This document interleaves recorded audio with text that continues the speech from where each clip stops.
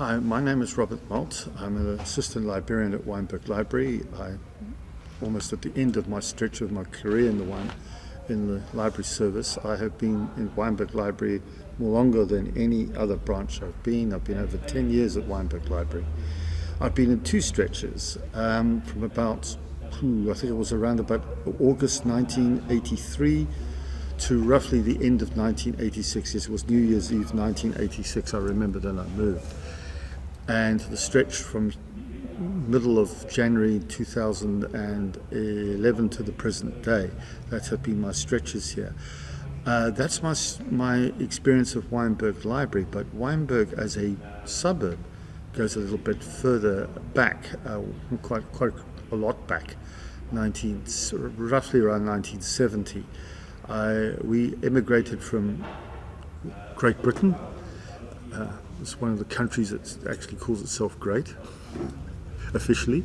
Anyway, jokes aside, I moved into Kirstenhof, which was a new place in those days. And the interesting thing was that we used to do some shopping in certain, down what we call the southern suburbs, like Plumstead, Bergfleet. But Wynberg was and of course Claremont. Wynberg was a very bustling place. The main road area of Wynberg was very bustling. And there were some really fancied shops in those days. The most famous one being Hinshelwood's. That was a very well-known shop in that area. It was old. Even then in 1970 it was old. But Wynberg had the feeling you were in the premier suburb of the South Peninsula, southern suburbs area. You were more so than what Claremont is now. And it's fascinating when you look at the Wynberg station, and it was the premier station at the time. Look at it now, but we'll get back to that later. So Wynberg was a place of importance. I remember we used to travel a bit to Wynberg. The first thing I remember, there was down Church Street or Church Road towards the courts. There was a church or thing with a Reverend A. Hitler. Yes, as a child, but Hitler was spelt differently, Hitler, which apparently is actually how you actually meant to spell it. So I read. And I used to comment on this, because being fascinated in history, and World War II was very big with my parents because they experienced that awful war. And Mr. Hitler was a huge, bad factor for my parents. So it was kind of strange. I don't know whether it's a child's impression that such a man actually existed, but if anyone would know such a man did exist in Wynberg, that I'll be quite interested. No, but it was my impression of Wynberg on the Church Road area. And of course the Maynardville Park.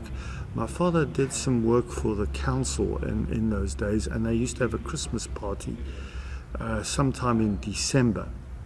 And I remember going to the Maynardville Park twice for that, in 1970 and 71 for the park. And of course there was the Community Chess Carnival, which in those days was, they sort of, I don't know if they still do that now because I haven't been for years, but in those days other communities used to put out stalls. The Dutch would have their stall, so you got what is known as oliebollen, which is, if you're a Dutch, you'll know what that is, kind of a very oily but very delicious donut with raisins in, with caster sugar thrown over it. Lovely thing. And then of course there was the Italians. Where would food be without the Italians? There was an Italian section, and of course there was a Greek section, which I remember because people used to smash plates. So it makes an impression on one when you're about 12 years old. And there were lots of kind of things like that. So it was very, very, it was Polish. I think there was a Polish store because there was a considerable Polish community in Cape Town. I know my father worked with a couple of Poles in his department, which was quite interesting. But Wynberg, because Maynardville is a famous park, anyone who Helen Robinson's work will know what a fascinating area is. And the first thing you get to know about Wynberg is the architecture of the suburb. It is unlike really any other suburb in this area. It's very different. You get up on the hillside, you get really colonial, very nice buildings. And then you go below the railway line where you get some really exquisite old South African homes. And from an architectural point of view, Wynberg is a really interesting place and kind of made an impression on me at the time. I remember we used to go to the cinemas there. I remember seeing Saturday Night Fever at the appropriate Capitol, which suited the venue suited the film. There was no one over 30 watching that film. I remember when I went to see it. I was about 19 at the time, and yeah, I saw a few films there. I remember Aces High or something like that. The Capitol. Capitol was was being derogatorily called as a bug house, but it was actually quite a nice place. I liked it quite a lot. And then it was the very more fancy and had a spectacular CinemaScope screen at the Ster Constantia, which is now where the Riverstone Mall is, which is a sad relic of what that cinema was. I remember seeing Heaven's Gate, a notorious film because it brought down United Artists there. It was one of my favourite films because it's an absolutely beautiful film. And I was knocked out by it simply because of the CinemaScope screen of the Ster Constantia, because that film is meant to be shown on big screen. And wow, that was something I'll never forget. That was, even though the movie was they knocked off nearly 2 hours of that film, and it didn't really make much sense. I was still glad to have seen it. So yes, we kind of did a bit of shopping there, but it wasn't our major shopping thing as a whole. But I always noted it was a bustling town, a part of town. It was fascinating with Muslim shops, with colonial shops. There was that sort of a cultural kind of thing at the time. Was it safe in the 70s? Oh yes, it was. I think it was a very safe place. People told me how they used to walk Sundays looking at window shopping.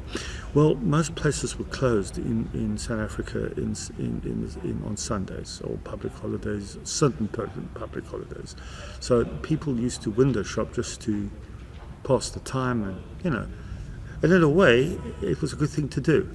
You really got to feel where you lived, and it was kind of not a bad idea when you think about it.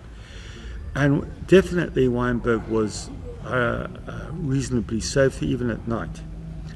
That changed when I started to work there. No, that's because I started to work there that things changed, but when I left at work around 8 at night, which was usually definitely once a week, sometimes twice a week I did that. And I would wait for the 8:30 Westlake bus, which is right opposite the bus stop was right opposite the Wynberg station by Portuguese fisheries. And it was a little seedy, but nothing ever happened to me there, but you got the feeling that things were changing and not for the better. On the main road, there were lots of ladies of the night. That's a kind of euphemism I'm using here. And of course, they're business managers, another euphemism. And they were growing in number. They were certainly growing in number at that time. But you could walk down Main Road at night in the 1980s. You could. The chance of you being mugged was, I'd say, 30% at most. Now it's about 95%. It's a chance of you getting mugged at night at Wynberg Main Road is about that. I think what I was experiencing was the beginning of the decline of Wynberg. From the library's point of view, it was a fascinating place because I was moved there from Metternich, where I was very happy, and I didn't really want to move to Wynberg at all. I didn't want to move anywhere. I was so happy at Metternich.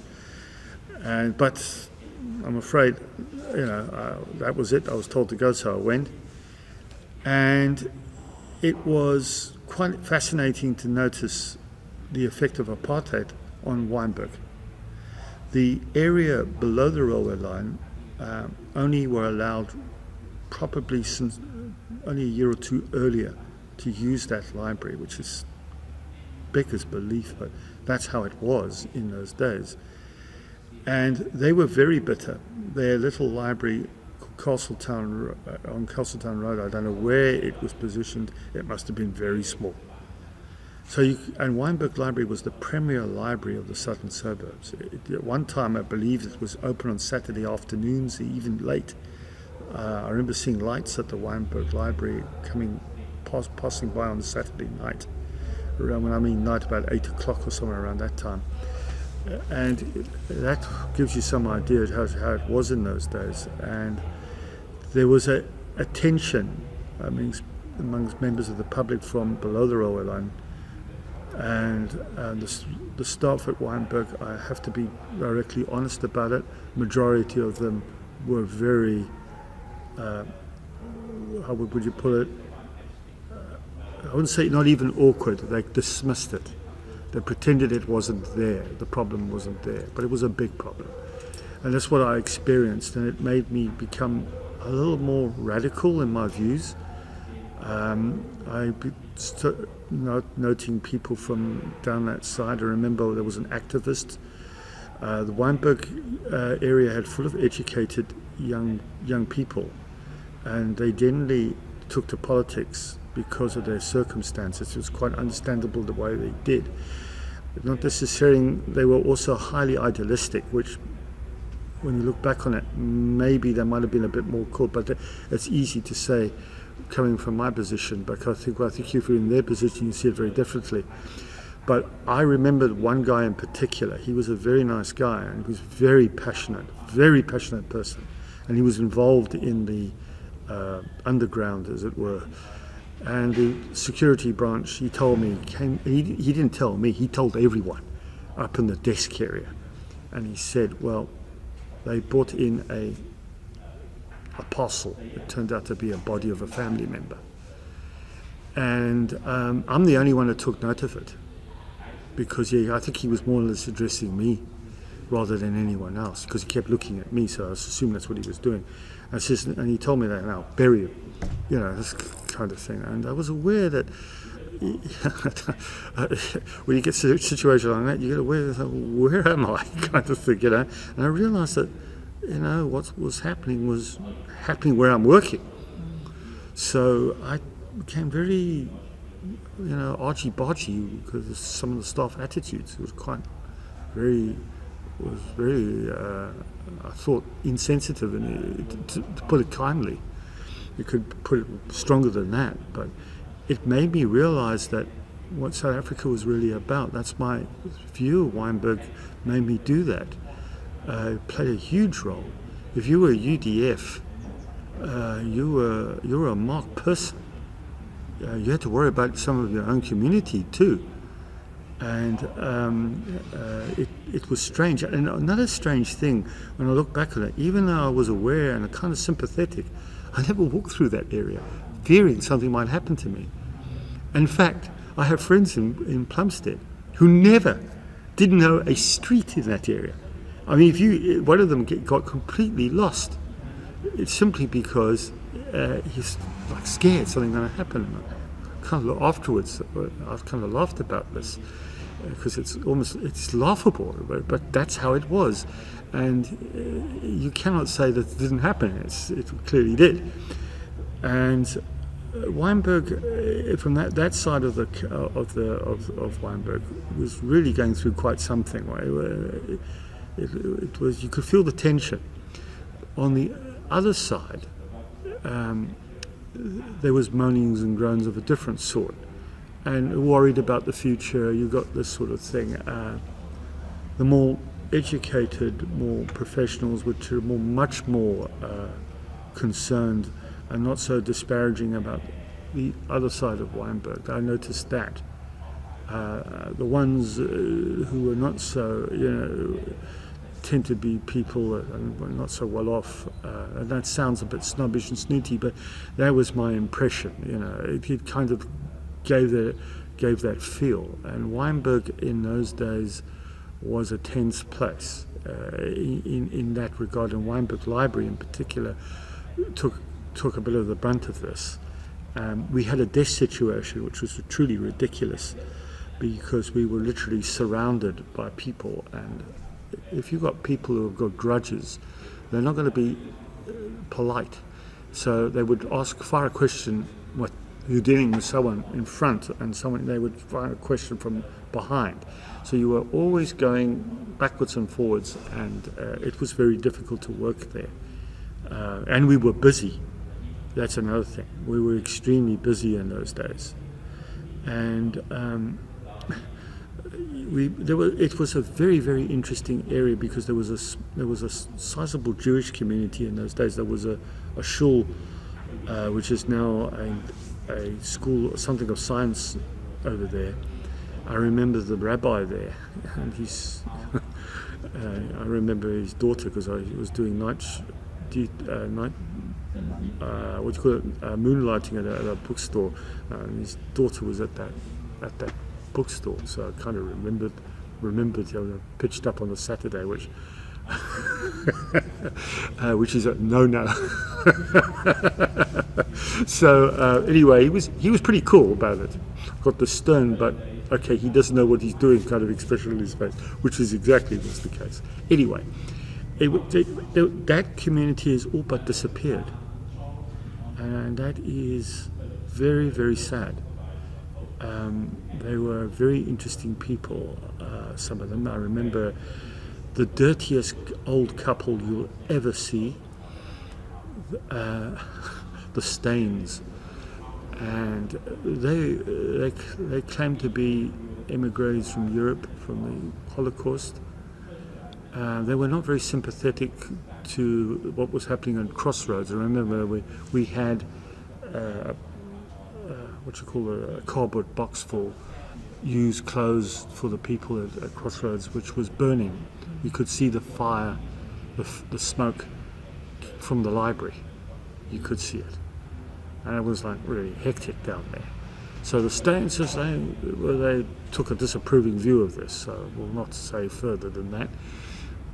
But it just goes to show you how people can be, because they must have gone through. If they said they were, and I have a feeling that they probably did, then it just tells you a thing or two about people going through, traumas like that.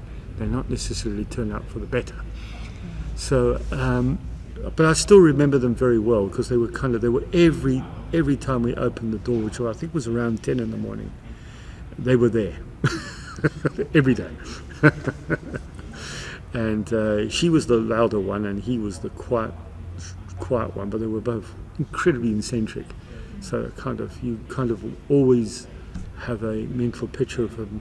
I think that's one of the joys of being a librarian. If you work with the public, you get to meet people of this kind of nature. And I remember there was what was called a berchi, Sammy. And Sammy was a short little guy who came from the Northern Cape. And I remember him quite well. He was quite harmless. He used to always hang around the foyer. No, but he wasn't really a trouble or anything like that. So we had all kinds of characters and people that used to come in the library. It was fascinating. I remember there was a Russian in the days of the Soviet Union kind of thing. So this was quite unusual. He used to come to the library. There were various kind of. Our head librarian used to have some friends from South America, from Uruguay and Argentina, which was quite fun. There was a number of Uruguayans in particular I used to remember. I once went to one of their homes, invited me over. A very passionate thing. Wow, incredibly passionate thing. But so he used to come. So it had a kind of an international feel about it, and all people with various backgrounds that used to come there, because it was a big branch. It really was a big. We were the only library in the. This does not apply to the Cape Flats libraries, because Cape Flats libraries were always open on Wednesday afternoon, most of them. But in the southern suburbs, they were not. Wednesday afternoon was shopping day, going to the bank day, help the maid out day, that sort of thing. So it was nice, but I look back on those Wednesday afternoons. I go to see films or something. I'll visit a friend or something like that. It was great from that perspective. It was wonderful. But now but Wynberg didn't do that. Wynberg was open right through. I think to 8 o'clock. Yeah, it was open to 8 o'clock. So it was open till 10 to 8, 4 days of the week, and that was something. On Saturdays, we were supposed to be closed at 12. I noticed I said supposed to be, but it was often we were out by 12:30 because of the queues. There was queues, and that's one of the reasons why I think they had the number system. Each book that was released, there was a number, and heaven help you if the tray would fall, because there was no proper filing other than that number stamp, which was put onto the date sheet. I'm glad that came to an end, because that was a nightmare if that went wrong. So we used to get lots of queries, as you can imagine, because we were very busy, and it was yeah, sure. But Wynberg, as I say, during those days, and I said it was the beginning of its decline. I noticed it more during the night. When I was waiting for the bus. I'd get the bus at 8:30, and I'd be home in Takai, was where I was staying. I'd be home around 9. So, and you went round Medderidge and Bergfleet to get, that route. So that was not bad going. Unfortunately, the route, once I left, the route I think ended around about 1990, somewhere around then. So there was no Westlake bus. It would have been useful now. Westlake is now a very different place to when it was when I was staying in Takai. Very, very different place. It's a business park now. It would be very helpful now if there was a bus service there now, because now you're relying on a couple of taxi organisations that actually are not whose business practices are not exactly what I call pleasant. Anyway, but rather that's not the thing, but it just tells you that aspect of Wynberg at the time. It was very well connected. The railway station was safe at night. Drug addicts, hardly any. There were one or two. One of them is a notorious addict. I won't mention his name, but he's still around. But he was a minority in a sense, and you didn't see hardly any of them. They tended to go elsewhere, but Wynberg in those days was reasonably. But as I say, the prostitution thing, what was called the immorality mile, would go further down Wynberg. It usually was on the main road in Kenilworth, but it started to go further down the main road in Wynberg towards Plumstead into Deep River, and that's when one noticed that shops were beginning to close. The old shops were losing the arrival of malls put some of these shops into forcing them to close really, and there wasn't anything really replacing it. And around about 1990, then things started to change, like a lot of things in this country started to change rather rapidly, and not all of this changes were good, and for Wynberg it certainly hasn't been. Since I came back to work in 2011 here, one has to watch over one's back everywhere you walk around in the main road in Wynberg. We hear of borrowers coming to our library being attacked in the streets, quiet streets of Wynberg. Places like Coggle Road, you wouldn't expect that. The park is okay, but there's so many drug addicts and dealers and all over the place there. It leaves, if you take your family out, it leaves a bad taste, because they don't hide the fact. You see people now openly scoring with heroin, injecting heroin into their veins in dirty, grimy conditions. Police either they turn a blind eye, or they're just non-existent. It's the arrival of the foreign communities I want to be careful how I stress this, because it would be unfair on many of the foreigners who are trying to start a new life or create a life for themselves and are trying to do something useful. But there is one policeman told me the problem is undocumented illegals. This is where the problem lies, and they center around certain aspects of Wynberg, and there is crime bosses in the area that have made them a very powerful influence in Wynberg, and it's a completely negative influence. You can get any drug very easily in the open in Wynberg. It's because of this. There is also slumlords taking advantage of the foreign people who really too scared to go out and stay in Kailicha and places like that. So remember what happens when they chase these people out of places from out in the Cape Flats. So they ended up close to the main road, and Deep River, Plumstead, Wynberg suffered this. Wynberg suffered more than anywhere else. You could say a bit of retreat as well, and you can see Wynberg from this perspective of where it's gone into super decline. Now, this for those who want to feel about Wynberg and return to its glory, which I'm one of them. The thing is, it's inevitable in cities, places like Wynberg go through scenarios like this. It's a part, if you come from a city like London or Paris, you have the same thing. Parts of London have gone to wreck and ruin.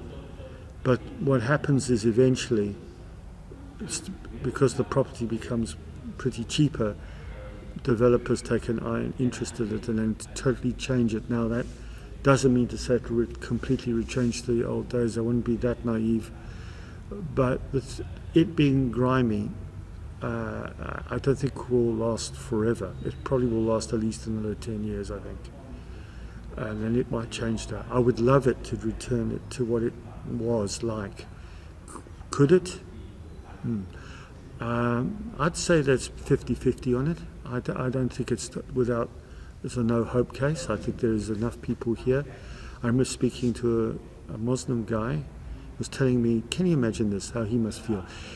He told me that that beautiful mosque by the station there, which to me is one of the most staggering buildings in the southern hemisphere. That's an exaggeration, but some suburbs. It is a beautiful building, and the smell of urine comes through the windows. Can you imagine? You're a pious Muslim. You've lived all your life in Wynberg. You went through the struggle. Can you imagine what that must be like? Wherever you are, that made a big impression on me, because thank you that you told me this, because it just put perfectly the outrage one feels about what's happened to Wynberg. And it's basically criminals that have done this to Wynberg. And a kind of lack of will perhaps on the authorities, but you could make a case for that. But chiefly because the criminals were able to operate almost without fear, certainly since 1990. I remember going in as an ordinary borrower to Wynberg Library, and I took a bus back, wanted to take a bus back, and I was confronted by this very rude taxi driver. And he virtually assaulted me, because I said, no, I'm not going to tell you, don't speak to people like this, I'm getting out of your taxi. And I said, no, this place is, I'm not going to this library anymore, because it's just not safe. And I told staff, no, I'm not going back. In the evening, it's just not safe. That was 2000. And so you can see the sense of this problem. It's been decades now that this problem has happened. Rivers Pharmacy has some old photographs of old Wynberg. I'm glad they keep that up. Well done to Rivets, because it shows what Wynberg used to be like. I I think when you get to the Wynberg Park area, it even gets more interesting because it becomes Bishop's Court when you go underneath the M3 and on Claessens Road. That's a beautiful area, that really is. That whole thing is, by the Wynberg Boys High, there's a magnificent colonial building over there, and a couple of others. The name just escapes me. Travata, an extraordinary building, which is a reflector of a different time, which is Boer War period, which I still think is the most important event that ever happened in South Africa. It was the Boer War, because everything influenced everything afterwards. So, and of course it affected Wynberg as well. Wynberg must have been in those days, must have been a real paradise place if you were up on the hill. And it must have been down here, with most of those beautiful buildings, a sense of real community down here. You must also remember, I'm kind of concerned about the Luxurama building, because the Luxurama should be a monument to what the apartheid era was about. The Quaibol brothers were a fascinating bunch. They owned both the Three Arts and the Luxurama, and I think they owned other things as well. But those two and because they had to work in the parameters of which the apartheid, and it's a huge building actually, but it was the hub of that area. And then there's the William Herbert Sports Ground, and there's another sports ground on the other side, the Wynberg Club. And they were at different sides of the divide, in a sense of they sort of accepted being with the white sports, which was called I loathe that term, but that's how it was seen as. And Herbert was the Sakos one. Both should be. I do notice that the William Herbert one is looking better now, I'm very pleased to know that, because I think that's an important venue in my opinion, as is the other one. And I'm glad to see that they're looking reasonably okay. So that's very good news. So yeah, it shows it can be done. So I just want to cap off all this by saying that I'm glad I worked in Wynberg. I feel that I'm very loyal to this place. I know most streets of Wynberg without having to go to a street guide. So if anyone asks me, I more or less will know. So it's really much part of me. I would love to see the authorities do something about the main road and the terminus area. Now this big development is I think very crucial to the improvement of Wynberg. It depends how it goes. It could go either way. It could turn into a disaster, or it could be the start of rejuvenation. I like to think it is the latter. I think with a bit of positive and foresight, it could work that way. You're not going to please everybody. That's impossible. But it's a situation. If nothing happens, the people that have made Wynberg the way it is now will continue to influence and control this area, and that will be much of a future for children living here. It will be not pleasant.